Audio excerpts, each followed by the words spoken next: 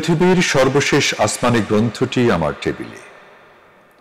পবিত্র মুগ্ধতায় স্পর্শ করি আমি, আমার সমগ্র সত্তায় জাগে তীব্র শিহরণ।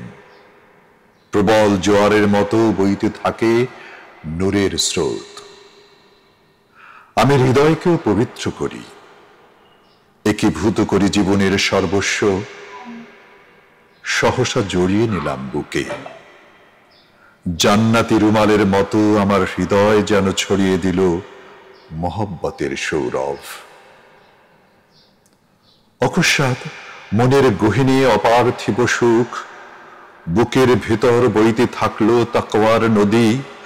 জ্যোতির জোয়ারে ভীষণ জলজলে, এ যেন জিব্রাইলের পাখা ঝাড়া নূরের তাজাল্লি।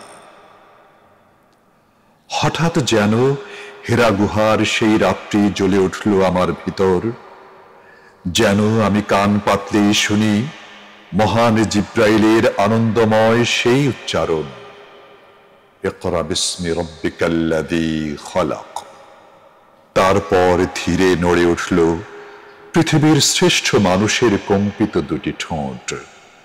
পৃথিবীর বাতাসেরা সেই মধুর স্বর নিয়ে পালিয়েছে। আহা, মনে হলো পবিত্রতম গ্রন্থটির প্রতিটি বর্ণ, শব্দ এবং বাক্য আমার গভীরে কম্পন ধরিয়ে দিল। ভেতর গলিয়ে ছুটল অশ্রুর ঢেউ। এত অশ্রু কেন আমার চোখের ডেরায়? তবে কি একজন বিশ্বাসীর চোখ অশ্রুর নদী? এ নদীটি কি সেই হেরা পর্বত থেকে নেমে এলো পৃথিবীর তাবৎ মুমিনের বুকে?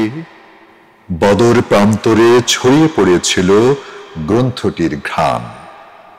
কি এক আশ্চর্য বুলেট হয়েছিল প্রতিটি মুজাহিদের মন।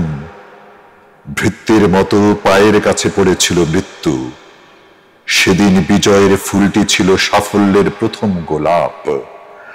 মক্কা বিজয়ের বসন্ত হল মহাগ্রন্থের মৌসুম। এর অপার্থিব সৌরভে আমি ডুবে যাই। পৃথিবীর সমস্ত ফুলের গন্ধ এর এক একটি আয়াতের কাছে তুচ্ছ আয়াত, অর্থাৎ নিদর্শন।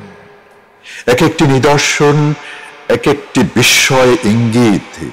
প্রতিটি ইঙ্গিত মানব জাতির অক্ষয় সনদ। এ গ্রন্থটি মানব জাতির মুক্তির একমাত্র সংবিধান, সত্যের চূড়ান্ত মানদণ্ড, হক ও বাতিলের পার্থক্যকারী এবং ন্যায় পথের দ্বিধাহীন দিশা। এক পরিতৃপ্তির পরমানন্দের সুস্থির। সমুদ্রের গাম্ভীর্যের কথা বেশ জানি, অথচ মহাগ্রন্থের গাম্ভীর্যের সঙ্গে তুলনার কোনো সমুদ্র নেই। কোরআনের বাণীর বিস্ময় চিরকাল বহমান।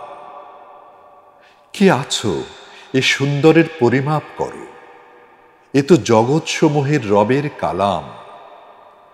আলো অন্ধকারের স্রষ্টার মহান সংলাপ যদি বোঝো, তবে মনে রেখো এটি জগতের চিরকালের কিতাব। এটি উন্নত জীবনের বিস্ময় সুগন্ধি। এ গ্রন্থে লুকিয়ে আছে চির জান্নাতের চাবি। কারণ এ গ্রন্থটি মানব জাতির মুক্তির একমাত্র সংবিধান। ধন্যবাদ।